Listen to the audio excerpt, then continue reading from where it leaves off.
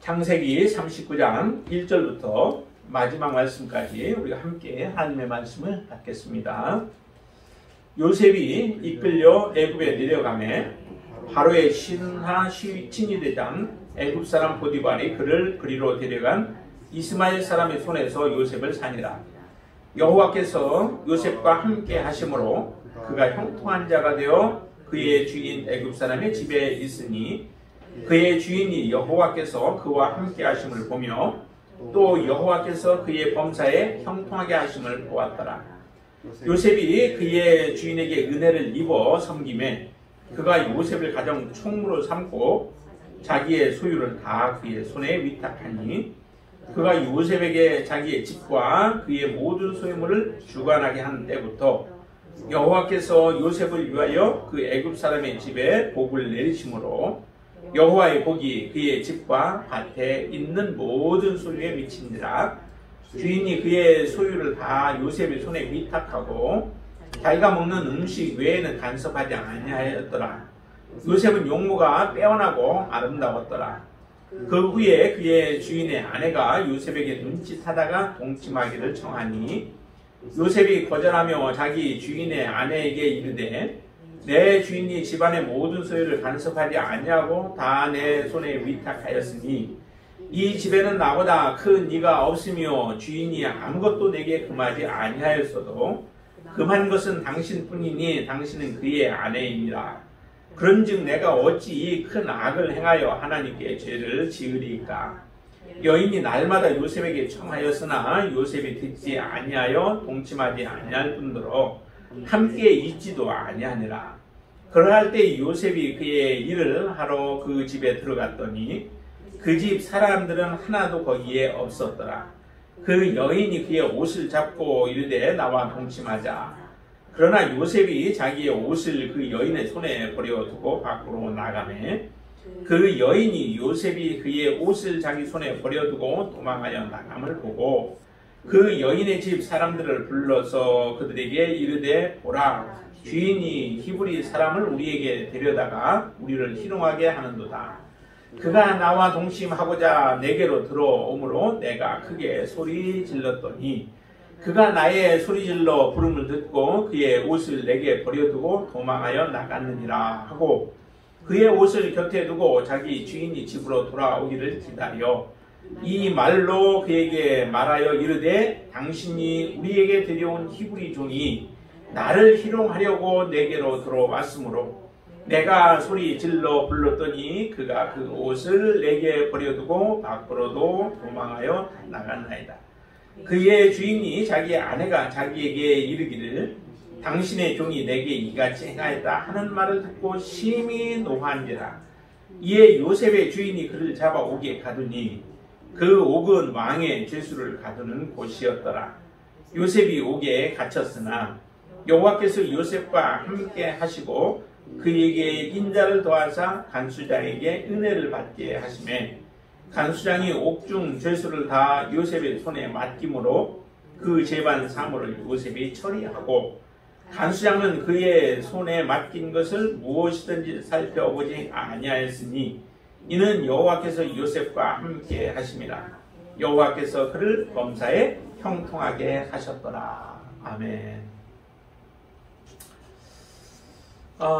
하나님이 주신 꿈과 요셉이 걸어가는 그 길과는 어떤 관계가 있을까? 혹시 한번 생각해 보셨나요? 하나님이 주신 꿈이 있고 원대한 꿈들이 다 있죠. 또 우리들에게도 하나님은 꿈을 주셨습니다. 또 여러분에게도 그 꿈들을 주셨죠. 근데 그 꿈을 이루는 데 있어서 우리가 가야 할 그 길들이 있는데 그 길과 그 꿈과는 어떤 관계가 있을까라고 하는 거죠. 보통은 생각하기를 우리가 꿈을 주면 그 꿈을 이루기까지 우리가 노력하고 애쓰면 그 꿈은 순탄하게 모든 것들이 이루어질 것이다 라고 생각을 해요. 그래서 그 꿈을 온전히 이루기 위해서 참 열심히들 노력을 하죠. 헌신을 하고 희생하면서 땀을 흘려가면서 피를 흘려가며 우리가 일을 합니다. 그래서 그 꿈을 성취하기도 하는데 근데 하나님이 주신 꿈은 좀 다른 부분들이 많이 있습니다. 우리에게 특별히 하나님이 주신 꿈의 경우는 우리가 좀 기억해야 할 것이 꿈 주신 것을 이루기까지는 참으로 많은 고난들이 있다라고 하는 것에 대해서 여러분들이 잊지 마셔야 합니다. 하나님이 주신 우리에게 꿈이 있다면 그 꿈을 이루는 데는 반드시 고난들이 있어요. 그 고난을 헤치고 나아가야 하고, 그렇기 때문에 그 꿈을 이루기 위해서는 반드시 필요한 것이 뭐냐면은 인내입니다. 인내. 우리에게 주신 소망을 이루기 위해서는 반드시 인내가 필요하다는 거죠. 인내가 없으면 중간에 그것은 꿈은 사라져 버릴 수밖에 없어요. 그러나 하나님이 주신 꿈이라고 한다면 반드시 그 꿈은 이루어지죠. 그것을 붙들고 우리는 인내하는 믿음도 하나님이 우리에게 주실 겁니다. 여러분들에게 인내할 수 있는 힘도 하나님이 주시리라 믿습니다. 요셉의 경우를 보세요. 정말 요셉이 하나님이 주신 꿈이 있었잖아요. 2번이나 걸쳐서 꿈을 꾸었잖아요. 그러기에 이 꿈은 그 아버지 야곱도 자기의 마음속에 새겨둘 만큼 이 꿈은 확실히 하나님이 주신 꿈이었는데, 그 꿈을 방해하는 자들이 있죠. 하나님의 꿈은 반드시 하나님의 꿈을 방해하는 자들에 의해서 때로는 방해를 받기도 해요. 그러나 모든 것을 주장하시는 분은 하나님이시고 하나님의 권위 아래 모든 것은 있기에 하나님께서는 그것이 잠시 방해를 받는 것 같고 성취되지 못할 것처럼 보여지기도 하지만은 하나님은 그 꿈을 성취해 내신다라고 하는 거죠. 인류를 향한 하나님의 계획도 마찬가지 아닙니까? 예수님께서 이 땅에 오셔서 십자가의 길을 걸어가시게 되어지는데, 그 과정 속에서 하나님의 뜻이 이루어지지 못하도록 방해 요소들이 많이 있었잖아요. 사단이 방해를 하잖아요. 하나님이 처음 아담과 하와를 지으시고 나서도 하나님의 뜻이 온전히 성취되지 못하도록 무너뜨렸던 것이 에덴 동산에서의 아담과 하와가 범죄한 사건들이죠. 그렇다면 하나님의 나라가 온전히 성취되어지는 것이 멈출 수 있을까요? 하나님은 그래서 다시 아벨 주시고, 그리고 아벨이 죽자 셋을 통하여서 하나님의 뜻은 계속해서 정말 간당간당한 것처럼 보이고 그것은 곧 끊겨질 것처럼 보여지지만은 그러지 않았습니다. 유다를 통해서도 우리가 지난 시간에 보았던 유다의 모습에서도 그렇잖아요. 유다의 가문이 끊어지면은 그곳에서 지금 하나님의 그 다윗의 자손이 나오게 되어지는데, 끊어져 버리면 어때요? 하나님의 뜻이 멈춰질 수밖에 없잖아요. 그러나 다말을 통하여서 하나님은 그 뜻을 이루어내시는 거예요. 그리고 하나님께서 이처럼 예수님을 이 땅에 보내셨는데도, 하나님의 아들을 보내셨는데도 예수님이 하나님의 뜻을 이루지 못하도록 얼마나 그 조롱을 하면서 예수님이 십자가에서 내려오게 만들려고 해요. 우리 같았으면 내려왔을 거예요. 나만 같았어도 내가 그런 능력을 가지고 있었다면은 내려와 버렸을지도 몰라요. 그러나 주님은 그러지 않았습니다. 아무리 주님을 조롱하고 멸시할지라도 내가 정말 하나님의 아들이거든, 십자가에서 내려와서 내가 메시아인 것을 우리에게 보여줘라. 그러면 내가 메시아인 것을 믿겠다라고 하는 그런 외침 속에서도 예수님은 십자가에서 내려오시지 않고 하나님의 뜻을 온전히 이루어서 하나님이 하시고자 하는 온전한 하나님의 나라를 우리에게 기업으로 주시고 그 나라를 이루어 가십니다. 반드시 하나님은 이루어내신다는 거죠. 하나님이 요셉에게 꿈을 주셨지만은 그 꿈도 무너뜨리기 위해서 많은 사람들이 그 옆에서 많은 사람들이 그 방해를 하잖아요. 형제들이 이렇게 할 줄은 누가 여러분들 생각이나 했겠어요. 형제들이 팔아서 사랑하는 동생을 그 종으로 팔아버리는 이런 일들을 행하리라고 누가 기억을 했겠어요. 그러나 그렇게 해서 요셉을 보디발의 집에 일단 팔아서 종으로 만드는데 보디발의 집에 팔려가게 되어지죠. 친위 대장 보디발의 집에 요셉이 팔려가게 되어집니다. 요셉의 입장에서 바라볼 때는 정말 하나님의 꿈이 정말 이루어질 수 있을까? 나에게 이런 꿈을 거듭해서 꾸게 하시고 말하게 하셨는데 이 꿈이 이루어질 수 있을까라고 하는 의심이 들만도 하잖아요. 종으로 팔려갔는데 종의 입장에서 어떻게 부모님들이, 형제들이 나에게 무릎을 꿇고 나에게 절을 할 수 있는 그런 형제를 만들 수 있겠어요? 내가 그렇게 무릎을 꿇어야지. 그래서 모든 하나님의 꿈이 사라진 것 같고 무너진 것 같지만은 하나님은 그 가운데서도 하나님의 뜻을 멈추지 아니하신다는 거죠. 하나님의 더 큰 구원의 뜻이 이루어지는 거죠. 가족들이 요셉에게 무릎을 꿇고 요셉에게 절하는 것이 하나님의 목적이 아니죠. 이스라엘 백성들을 애굽으로부터 이끌어내어서 하나님이 약속하신 가나안 땅으로 드리고자 하는 것이 더 큰 하나님의 원대한 뜻이 있었던 거예요. 그리고 이스라엘 백성들을 가나안 땅에 들여보내서 그곳에서 하나님이 약속하신 젖과 꿀이 흐르는 땅에서 누리도록 하는 것으로 그 모든 것이 멈추어지는 것이 아니라 하나님의 뜻은 하나님의 나라를 온전히 이루시는 데에 하나님의 뜻이 있다라고 하는 그 원대한 하나님의 계획들을 우리로 하여금 조금씩 보게 하시는 겁니다. 이런 모습들을 통하여서 보디발의 집에 팔려가서 보디발의 집에서 이제 종으로서의 삶을 살아가야 하는 입장이 바로 요셉의 입장 아니겠습니까? 그러면은 요셉이 어떻게 이곳에서 헤어나올 수 있겠어요? 어떻게 하나님의 꿈을 펼칠 수 있겠어요? 그런데도 하나님은 그 가운데서 일을 행하시는 거죠. 2절에는 이렇게 얘기합니다. 2절 한번 보시죠. 여호와께서 요셉과 함께 하심으로 그가 형통한 자가 되어 그의 주인 애굽 사람의 집에 있다라고 얘기를 해요. 그러면서도 3절에 보면은 그 주인 여호와께서 그와 함께 하심을 보며 또 여호와께서 그의 범사에 형통하게 하심을 보았더라라고 얘기하는데요. 지금 하나님이 함께 하시고 요셉을 형통하게 했다라고 얘기를 해요. 근데 요셉을 형통하게 했으면은 종살이에서 종에서부터 벗어나서 자유인이 되게 해주시든지 해야지 좀 형통한 모습을 보통 우리가 생각하는 형통하게 됐다라고 인정을 할 수 있지 않겠습니까? 그런데 요셉은 아직도 그냥 보디발의 집에서 그대로 머물러 있는 거예요. 그런데도 표현은 그가 형통한 자가 되었다라고 얘기를 하고 하나님이 함께 하신대요.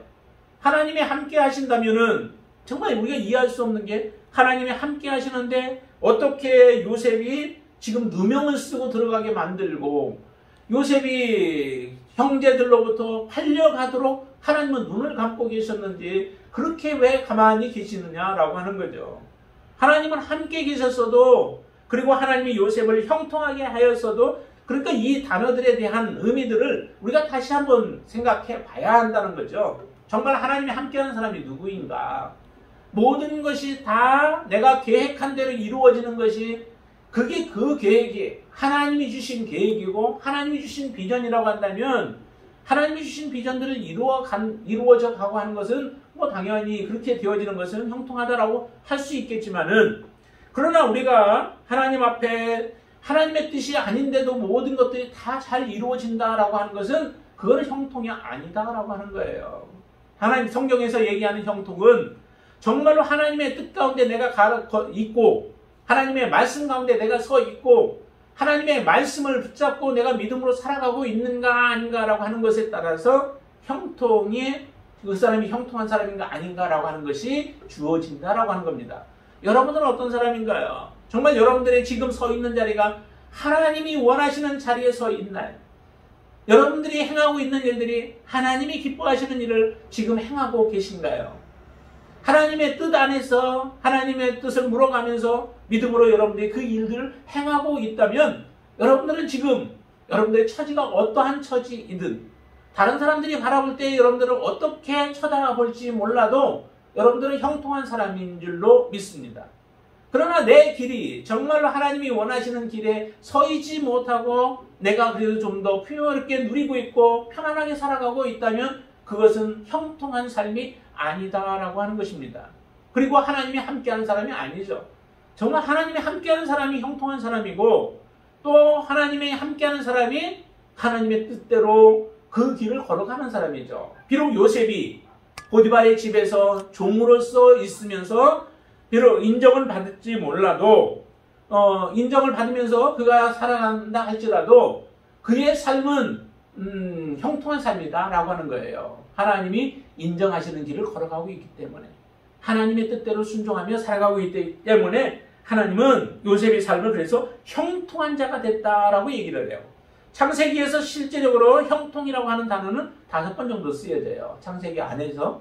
그런데 3번이나 지금 여기 특별히 그 39장 요셉의 삶을 얘기하면서 여기서 형통에 대한 부분을 얘기를 하죠. 하나님이 형통한 자가 되었다. 요셉이 그렇게 되었다라고 얘기를 하는데요. 하나님이 함께하는 사람은 반드시 다른 사람들이 바라볼 때에 그 사람이 누구인가라고 하는 것을 보여주게 되어 있습니다. 여러분들이 하나님이 함께하는 사람이라면 여러분들의 삶의 모습을 보면서 다른 사람들이 저 사람이 하나님과 함께하는 사람이구나라고 하는 것을 보여줄 수 있게 되어진다는 거죠. 여기가 그렇게 얘기하죠. 2절에 아까 읽은 것처럼 여호와께서 요셉과 함께 하심으로 그의 주인 애굽 사람이 있을 때에 그의 주인이 여호와께서 그와 함께 하심을 보았다라고 얘기하잖아요. 여러분들의 모습이 정말 하나님이 함께하는, 그래서 하나님의 대사로서 또 하나님을 드러내고 하나님을 보여주는 사람으로서 여러분들이 그 자리에 서셔야 된다는 겁니다. 예수님이 이 땅에 오셨을 때의 모습은 어땠을까요? 예수님의 모습 속에서 하나님을 보여주었죠. 빌립이 묻습니다. 하나님을 보여달라고. 그랬더니 예수님이 뭐라고 말씀하세요? 내가 나를 보았는데 어찌하여서 하나님을 보여달라 하느냐. 나를 본 자는 하나님을 본 자라고 말씀을 하시죠. 그러니까 예수 그리스도 안에 하나님이 계시듯이 우리 안에 성령이 계시고 우리 안에 예수 그리스도가 계시고 우리의 삶을 주님이 다스리시고 주인된 삶을 살아가고 있다면 우리의 삶을 통하여서 바로 다른 사람들에게도 저 사람은 하나님의 사람이구나 라고 하는 것을 보여줄 수 있게 되어지죠. 초대교회 모습이 그런 모습 아니었습니까? 초대교회 안디옥 교회에서 특별히 사람들이 예수님을 믿고 정말로 그들이 온전한 믿음의 삶을 살아가니까 사람들은 그 사람들을 바라보면서 누구라고 하냐면 그리스도인이라고 하는 딱지를 붙여주게 되어지죠. 참 이건 명예스러운 딱지예요. 여러분들이 이런 딱지를 받을 수 있게 되길 바랍니다. 그런 꼬리표를 달고 저 사람은 예수 믿는 사람이야 아니면 더 경멸적으로는 예수쟁이야 라고 하는 그런 말들을 여러분들이 들을 수 있게 되길 바랍니다. 저 사람의 입에서는 항상 예수가 나오고 저 사람이 하는 행동 가운데는 정말로 하나님을 보여줄 수 있는 그러한 믿음의 삶, 그 삶이 바로 이 요셉의 삶이었고 또 여러분들의 삶이 되기를 축원합니다. 그렇게 했더니 보니까 이렇게 얘기를 하잖아요. 형통하게 하심을 보았다라고 하면서 그 주인이 요셉에게 모든 것들을 맡겨요. 4절 보세요. 4절 한번 보시면 요셉이 그 주인에게 은혜를 입어 섬김에 그가 요셉을 가정 총무로 삼고 자기의 소유를 다 그의 손에 위탁했다라고 얘기를 해요. 요셉의 손에다 모든 것을 위탁했다. 근데 그 중에 이제 조금 제외시킨 게 있었죠. 먹는 것 음식과 그 다음에 보디발의 아내에 대해서만은 주인이 직접적으로 행하지만 모든 다른 재반 사무의 모든 일들은 요셉이 다 주관하면서 지혜롭게 그 모든 것들을 관리할 수 있도록 위탁했다라고 얘기를 해요. 정말 이런 위탁할 수 있는 사람은 그만큼 주인이 믿는 사람이죠. 하나님이 함께하는 사람이기 때문에 이렇게 맡길 수 있는 거예요. 여러분들이 정말 하나님을 믿는 사람들의 삶의 모습은 좀 세상 사람들과 다르잖아요. 세상 사람들은 돈에 이끌려 예를 들어 살아간다면 여러분들은 무엇에 이끌려 살아가야 돼요? 하나님의 말씀에 이끌려 살아가야 되고 진실된 모습으로 살아가야 하고 정직한 모습으로 살아가야 하고 깨끗한 모습으로 살아가야 하는 것이 바로 그리스도인들의 삶의 모습 아니겠습니까? 비록 자기들과 함께 있을 때는 우리를 불편해할지 몰라요. 여러분들이 불의와 타협하지 아니하고 거짓된 것을 여러분들이 기뻐하지 아니하고 참된 것을 쫓아서 믿음으로 살아가게 되어지면 여러분들을 불편해해서 혹시 따돌릴지 몰라도 그러나 여러분들에게 모든 것을 맡기면 정직하게 모든 일들을 행할 것이다 라고 하는 신뢰를 줄 수 있는 거죠. 그런 신뢰를 우리가 받을 수 없다면 우리는 그리스도인이기를 포기한 사람들일 것입니다. 여러분들의 삶 속에서는 이처럼 모든 사람들이 여러분들에게 정말 맡길 수 있도록 맡기다 보니까 조금 더 일이 많죠. 우리 바람자매도 정말 많이 신실하게 하다 보니까 많은 일들이 자꾸 찾아오게 되어지고 또 신실하게 행하니까 더 많은 일들이 찾아올지도 몰라요. 그러나 그렇다 할지라도 하나님 앞 그것이 바로 하나님의 영광을 드러내는 것 아니겠습니까?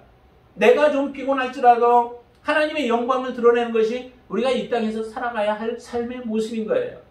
여러분들이 많은 사람들이 나를 참 많이 힘들게 할지라도 이렇게 쓰임받을 수 있게 되길 바랍니다. 요셉이 모든 일들을 다 맡아서 하려니 얼마나 그 일들이 많겠어요. 더군다나 친위 대장 보디발의 집인데 그 사람들도 많이 있을 거고 자기뿐만 아니라 종들이 자기만 있겠어요?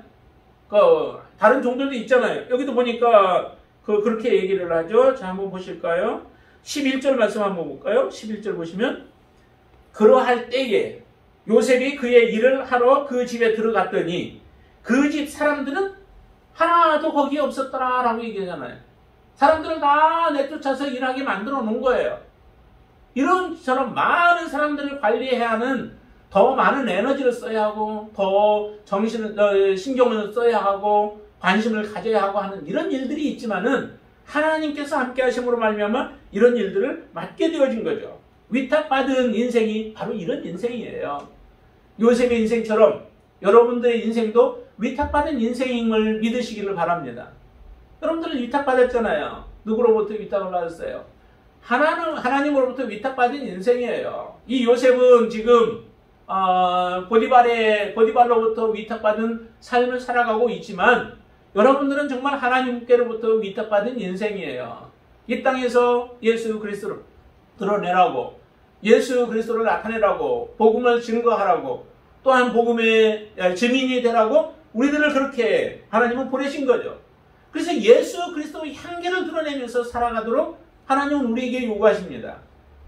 우리가 가서 말하는 복음이 사람들에게는, 어떤 사람에게는 사망의 메시지가 되어지고 어떤 사람에게는 그 말씀이 생명의 메시지가 되어져요. 그래서 하나님의 말씀을 받아들이는 사람들에게는 생명으로 그들에게 다가가서 우리가 하나님의 그 뜻을, 사명을 감당하는 자들이 되어진다는 거죠. 이렇게 위탁받아서 그가 행함으로 인하여서 위탁받은 사람의 삶을 통해서는 무엇이 드러나냐면은 많은 사람들의 복의 통로가 되어진다는 거죠. 여기도 요셉을 통하여서 이루어지는 일을 보세요. 5절 같이 한번 읽어볼까요? 5절. 그가 요셉에게 자기의 집과 그의 모든 소유물을 주관하게 한 때부터 여호와께서 요셉을 위하여 그 애굽 사람의 집에 복을 내리심으로 여호와의 복이 그의 집과 밭에 있는 모든 소유에 미친지라 라고 얘기해요. 여기는 실제적으로 작은 복이죠. 요셉을 통하여서 지금 이루어지는 복이 보디발의 그 한 가정 안에 지금 이루어지는 축복이에요. 그래서 그가 관리하는 모든 것들에 하나님의 은혜가 임하자 그의 손길이 닿자 복이 이루어지는데, 집에도 하는 일들도, 그리고 밭에 있는 채소 등에도 이와 같은 역사가 일어나게 되어지죠.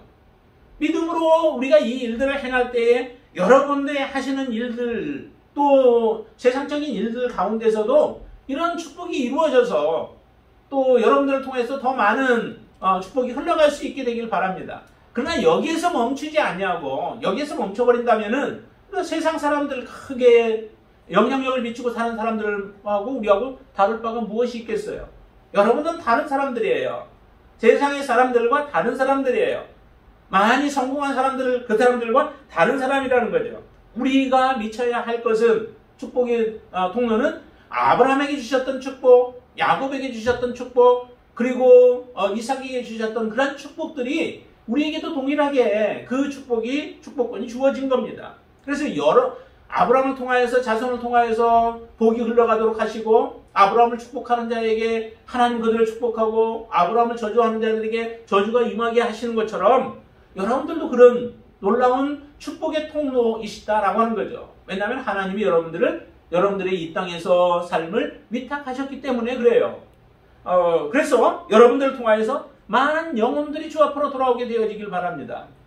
여러분들이 믿음의 1세대라면 여러분들을 통하여서 다른 믿음의 후손들이 더욱더 많이 나올 수 있게 되길 바라고, 여러분들과 관계되어진 형제들과 또한 가족들이 주님 앞에 돌아오는 역사들이 일어나고, 또한 우리가 근무하고 있는 직장에서도 이와 같은 일들이 일어나서 정말 그들에게 물질적인 어떤 조금 그런 유익이 아니라 영적인 축복, 정말 그것을 우리가 바라고 소망하는 것 아니겠습니까?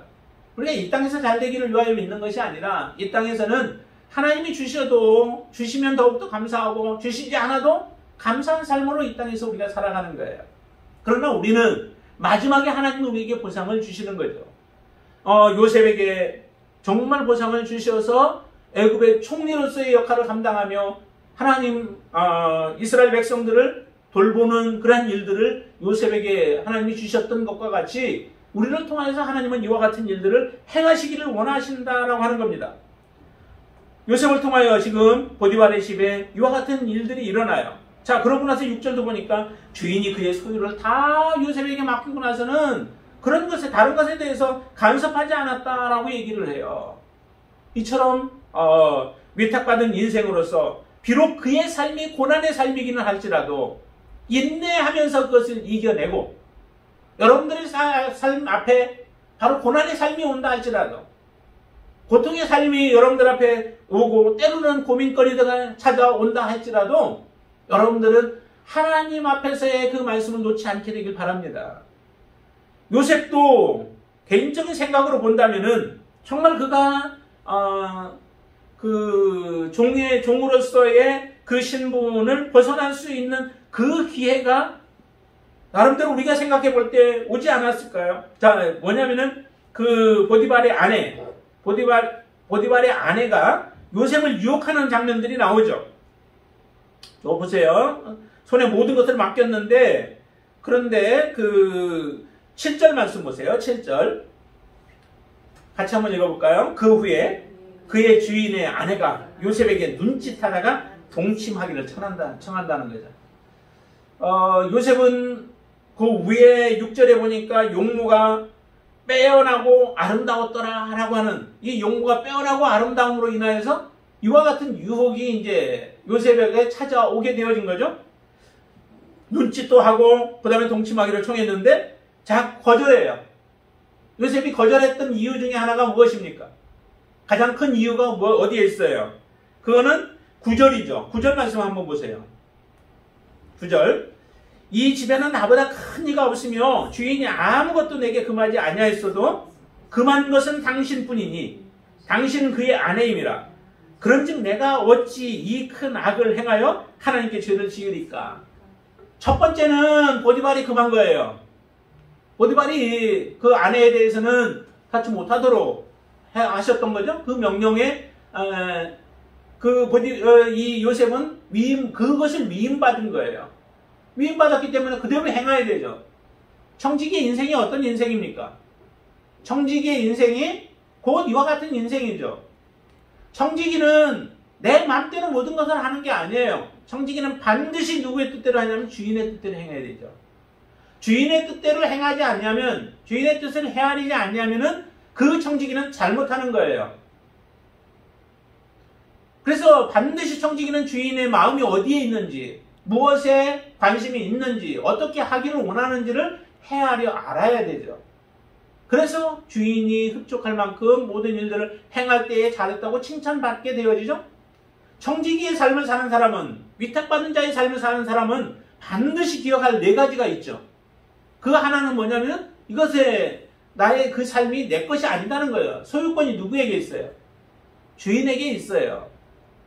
그 내가 가지고 맡은 것들은 내 것이 아니라 주인의 것이에요. 그렇기 때문에 주인께 반드시 내가 이걸 주인이 달라고 하면 돌려드려야 되죠. 그래서 소유권이 주인에게 있음을 기억해야 되고요. 두 번째는 사용하는 것도 그럼 내 맘대로가 아니죠. 주인의 것이면 주인이 사용하기를 원하는 대로 사용해야 되는 거예요. 뭐 주식 같은 것도 보통 그렇게 한다고 누구에게 맡기면 그러잖아요.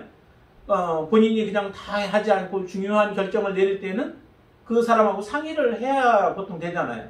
그래서 상의를 해서 팔자든지 아니면 사자든지 하는 그런 결정을 내리게 되죠. 그러니까 그걸 안 하고 자기 멋대로 막 해놓고 나서 나중에 다 잃어버렸다고 하면은 안 되잖아요. 마찬가지예요. 우리의 인생도 마찬가지죠. 내 것이 내 것이 아니라 주인은 하나님의 것이고, 그렇다면은 사용도 하나님의 뜻대로 행하는 것이 바로 청지기가 해야 하는 겁니다.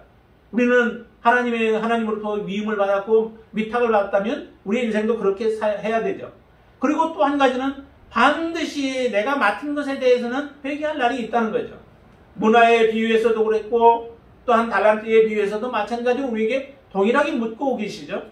너희가 얼마나 남겼느냐.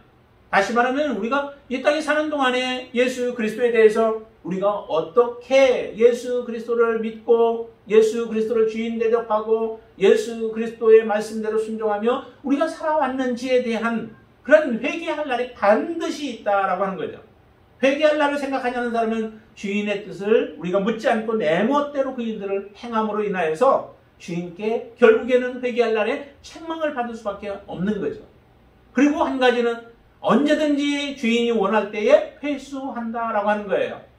부자 농부에 대한 이야기를 우리가 기억하고 계시죠?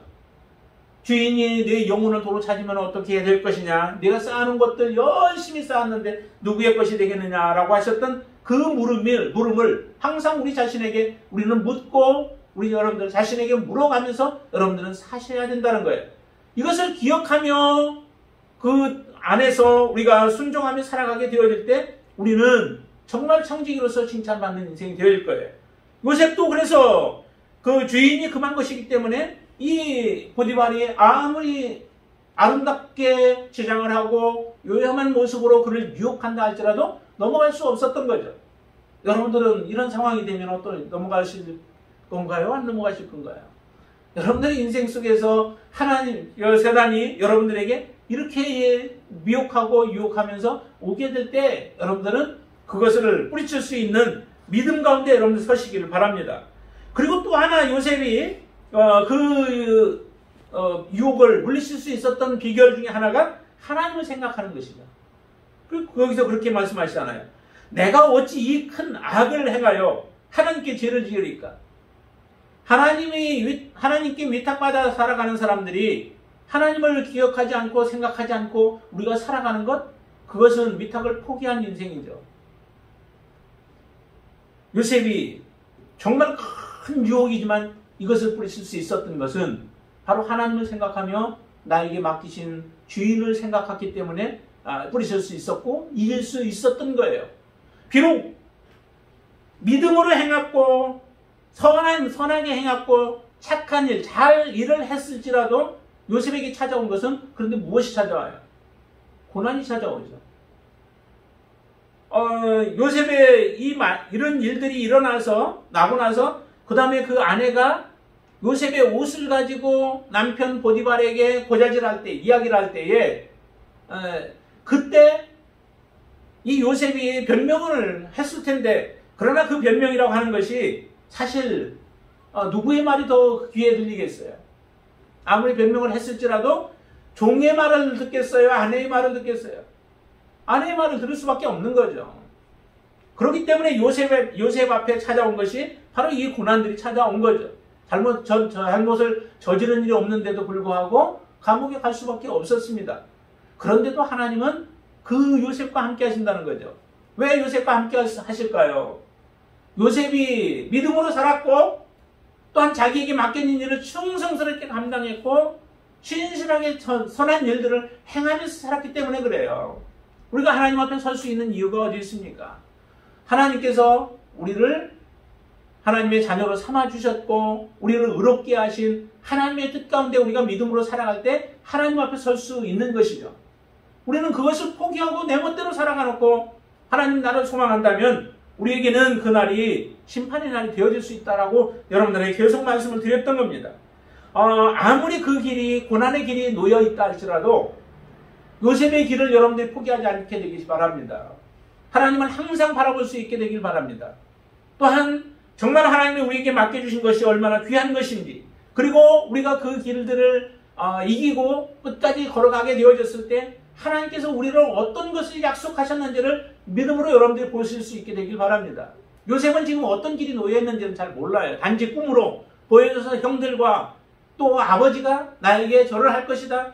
그렇게 어쨌든 나를 높여서 형들도 나에게 무릎을 꿇고 부모도 나에게 무릎을 꿇을 수 있도록 하시겠다라고 하셨던 하나님의 그 메시지, 꿈으로 주신 비전, 그것은 가지고 있었어요. 그건 가지고 있었지만은 그러나 더 큰 것을 보지는 못하고 있죠. 그러나 저와 여러분들에게는 어떤 것을 보여주셨나요? 정말 우리가 이 땅에서 믿음으로 살아가게 되어지면, 오직 주님 말씀 붙잡고 믿음으로 살아가게 되어지면 우리에게 하나님이 주실 것에 대한 것은 요셉이 본 것보다 더 큰 꿈을 하나님은 우리에게 주신 거예요. 말씀을 통해서 우리에게 약속하셨죠. 하나님의 약속은 하나도 변함이 없는데 그 말씀을 확고하게 성경의 말씀으로 주셔서 여기에다가 완전하게 기록을 해놓으신 거예요. 그리고 1.1획도 변함이 없이 다 이루어 주시겠다고 약속하셨습니다.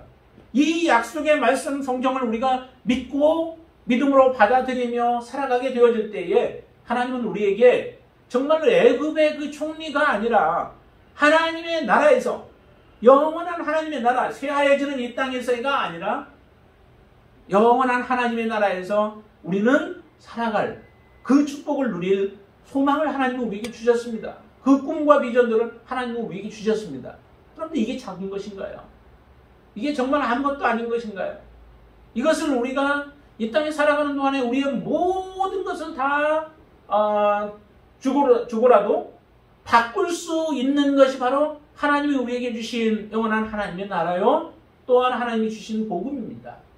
이것을 여러분들이 기억하신다면은 요셉 앞에 놓여졌던 이런 환난, 고난들, 그리고 요셉을 유혹하는 아주 달콤한 유혹들, 이런 것들이 우리 앞에 찾아온다 할지라도, 여러분 앞에 놓인다 할지라도, 아무리 한 번, 여기도 보니까 한 번 그렇게 했던 것은 아닌 것 같아요. 10절 말씀 보세요. 10절 보시면 여인이 그 보디발의 아내죠. 날마다 요셉에게 청하였으나 요셉이 듣지 아니하여 동침하지 아니할 뿐더러 함께 있지도 아니했다라고 얘기를 해요. 여러분들 이런 마음, 이런 믿음, 이런 확신 여러분들 가지시게 되길 바랍니다. 하나님 앞에 죄를 범한다고 하는 것이 얼마나 큰 아픔인지 고통인지를 요셉은 너무 잘 알겠죠. 그렇기 때문에 하나님 앞에서 죄를 범치 않고 주인에게 자기가 맡긴 일을 실망시켜드리지 않기 위하여서 요셉은 충성하였습니다. 여러분들도 바로 이런 충성으로 하나님을 섬기실 수 있게 되길 바랍니다. 하나님은 여러분들을 사랑하시기에, 믿기에 이 귀한 믿음의 삶을 우리에게 위탁하셨습니다. 그 삶을 우리가 완수하여서 하나님 앞에 영광을 돌리는 저와 여러분들의 삶이 되시기를 주님의 이름으로 축원을 드립니다. 기도하겠습니다. 아버지 하나님, 위탁받은 삶에는 반드시 고난이 있습니다. 그러나 하나님, 그 고난의 삶 가운데서도 하나님 중심으로 우리가 살아가게 하여 주시옵소서. 하나님과 함께하는 삶을 살게 하여 주시옵소서. 그리고 그 삶의 끝에는 반드시 하나님께서 우리를 통하여서 복의 근원이 되게 하여 주실 것을 믿습니다. 하나님, 이런 믿음의 삶을 살아가는 데 있어서 우리가 포기하지 않게 하여 주시옵소서. 비록 우리가 십자가의 길이 좁은 길이고 협착한 길이지만 그 길은 생명으로 통하는 길이라고 하셨습니다. 영생으로 이르는 길이라고 하셨습니다. 하나님, 그 길에 우리가 어떻게 서 있게 하여 주시고 그 길을 마지막까지 하나님과 동행하며 성령의 인도하심 따라서 걸어가는 자들이 되어지도록 주님 역사하여 주시옵소서. 예수님의 이름으로 간절히 기도드리옵나이다. 아멘.